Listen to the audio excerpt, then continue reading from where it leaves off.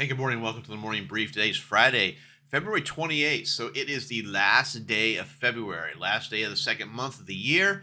And where are we at here? So actually got some really interesting stuff today. For starters, at 8:30 this morning, we had core PCE price came in at 0.3%, which was as expected. So normally that would be like, no big deal. However, what it's saying here is that we still have inflation. And the Fed does look at that. It was as expected, but that's still a positive number, which means inflation is increasing. So there you have it there. Goods trade balance was highly negative, negative 153 billion versus estimate of 116. Now, this is one of the things that could be kind of interesting in that maybe the people are starting to say, hey, maybe I should go ahead and buy XYZ because of the tariffs. So trying to buy it sooner than later, and that's creating a trade balance to get even more negative. I don't know, just sort of an idea. Personal income was greater than expected, but personal spending was down. So if personal income is going up, but spending's not going up, spending's actually going down, that also tells us that the consumer is worried. Even though we're making more money, we are spending less because fear of potential markets, inflation, blah, blah, blah. You get it. This is not good. Preliminary wholesale inventories were slightly above expectations. That's normally a good thing, but I don't know. Anyway, 9:45 Chicago PMI, 10:15 we have FOMC member Goolsby speaking, taking a look at charts. I want to reiterate what I've been saying is that even though the market looks like absolute crap after 6 days down, we know the market loves 3s, 5s, and 7s. So will the seventh day be a down day? I think it's a pretty good bet.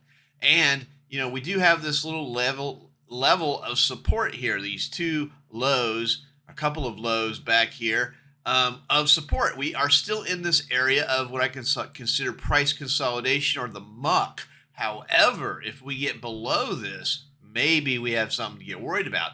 If you're worried, you shouldn't be worried. There's really nothing technically other bad about this chart other than we are in this range. So there you have it. We have the 200-day moving average, right? I think it's a 200-day. Yes, 200-day moving average here. If we get below that, technically, the trend is broken. The uptrend would be broken. So that's also an interesting spot. Look at this, increasing volume on this major move down. So more and more and more volume. Yesterday, particularly ugly high volume day, kind of really starting to throw up some red flags here. We may need to be worried. We break the 200-day, break these lows. Now we have something to be worried about. So anyway, that's kind of the way I see it. Inventory was decidedly negative on negative price action. That's the way it's supposed to be, as opposed to the 3 previous days with down action and positive. Maybe all these buy the dip folks are starting to get burnt, and we're starting to see that. We could see more selling as those people, those weak hands, get pushed out. Overnight action was approximately 42 points. That's well above average. Where do we have support and resistance? 5,900 is the number. We got to get above that in order to keep this thing from going really south fast.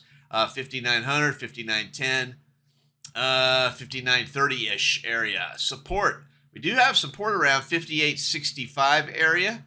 We drop below that. There's really nothing that jumps out at me until we get down to 5,850, that round number, and below 5,840, 5,835.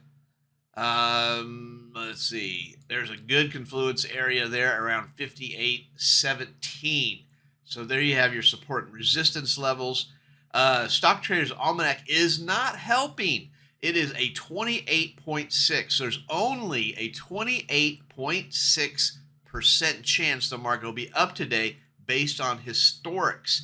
So we've got a lot going on, as well as historically a low percentage that the market will be up, which means that we have a 72% chance, 71.4% chance the market will be down today based on Historics from the Stock Traders Almanac. So there you have it. Yeah, it's going to be a hang on, here we go, wild ride. Hang in there. I'll see you guys on Monday. Hey, thanks for watching the Morning Brief. Check out my website for more information, oneononetrading.com. Take a look at the Troy levels, a trade location finder for the futures markets. Help you find those levels of support and resistance that are just so hard to find. I also do personal coaching and mentorships. So go ahead and take a look at my website, oneononetrading.com. Thanks.